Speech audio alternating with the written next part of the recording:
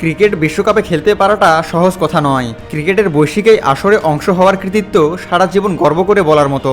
তবে ক্রিকেটে কিছু খেলোয়াড় আছেন যারা দুই দেশের হয়ে বিশ্বকাপ খেলেছেন। স্বাভাবিকভাবেই দুই দেশের হয়ে বিশ্বকাপে প্রতিনিধিত্ব করতে পারাটা সৌভাগ্যের বিষয়। দুই দলের হয়ে ক্রিকেটের সর্বোচ্চ আসরে খেলতে পারাটা অনেক বড় গর্বের। ক্রিকেট বিশ্বে এমন কিছু ঘটনা আছে যা রেয়ার বা কদাচিৎ হিসেবে বিবেচিত হয়ে থাকে, কেননা এটা সচরাচর ঘটে না। ক্রিকেটে সব সময়ই বিস্ময় থাকে যা খেলাটিকে আরও আকর্ষণীয় করে তোলে। তেমনি দুই দেশের হয়ে বিশ্বকাপ খেলাও ক্রিকেটের একটি বিস্ময়কর ঘটনা। টি-20 বিশ্বকাপ ইতিহাসে এমন 5 জন খেলোয়াড় আছেন যারা ভিন্ন দুই দেশের হয়ে ক্রিকেট বিশ্বকাপ খেলেছেন, যেখানে পঞ্চম ক্রিকেটার হিসেবে ভিন্ন দুটি দেশের হয়ে টি-20 বিশ্বকাপে খেলার কীর্তি গড়তে যাচ্ছেন কোরি অ্যান্ডারসন।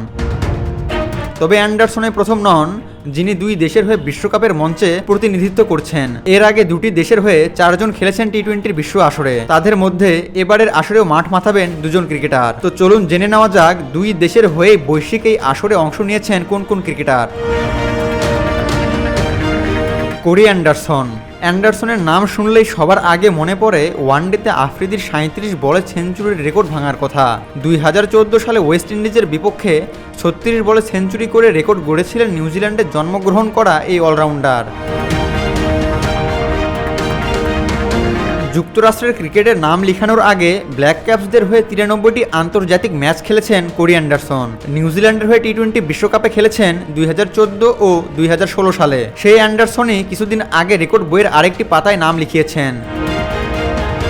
যুক্তরাষ্ট্রের হয়ে কানাডার বিপক্ষে মাঠে নেমে ইতিহাসের 19তম ক্রিকেটার হিসেবে দুটি দেশের হয়ে আন্তর্জাতিক টি-20 খেলার কীর্তি করেন 33 বছর বয়সী অ্যান্ডারসন।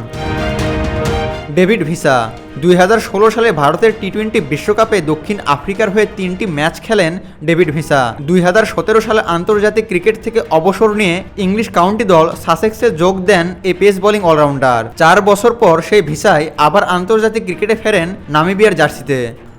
2021 ও 2022 টি-20 বিশ্বকাপে নামিবিয়ার হয়ে প্রতিনিধিত্ব করা এই ফাস্ট বোলিং অলরাউন্ডার আছেন এবারের বিশ্বকাপেও। রুলফ ভ্যান্ডার মারউই দক্ষিণ আফ্রিকা ও নেদারল্যান্ডসের হয়ে খেলেছেন 5টি টি-20 বিশ্বকাপ। 2009 ও 2010 সালে 2টি টি-20 বিশ্বকাপে দক্ষিণ আফ্রিকার হয়ে খেলেছেন ভ্যান্ডার মারউই। প্রোটিয়া অলরাউন্ডার 2015 সালে মায়ের সূত্রে পাওয়া ডাচ পাসপোর্টের জোরে সুযোগ পেয়ে যান নেদারল্যান্ডস দলে। এরপর 2016, 2021 ও 2022 সালে নেদারল্যান্ডসের হয়ে খেলেন টি-20 বিশ্বকাপে। এবার কাউন্টি চুক্তি থাকার কারণে এমন একজনকে ছাড়াই টি-20 বিশ্বকাপে খেলতে হবে নেদারল্যান্ডসকে। মার্ক চ্যাপম্যান 2014 সালে বাংলাদেশে অনুষ্ঠিত টি-20 বিশ্বকাপে হংকংয়ের জার্সিতে অভিষেক হয় মার্ক চ্যাপম্যানের। 2016 বিশ্বকাপটাও হংকংয়ের হয়ে খেলা অলরাউন্ডার 2018 সালে ডাক পান নিউজিল্যান্ড দলে। সেই চ্যাপম্যান 2021 টি-20 বিশ্বকাপ দলে থাকলেও সুযোগ পায়নি একটি ম্যাচেও। 2022 সালে একটি ম্যাচ খেলেই অবশ্য দুটি দেশের হয়ে বিশ্বকাপ খেলাদের ছোট তালিকায় ঢুকে যান চ্যাপম্যান। 29 বছর বয়সী ক্রিকেটার আছেন এবারের কিউই দলেও।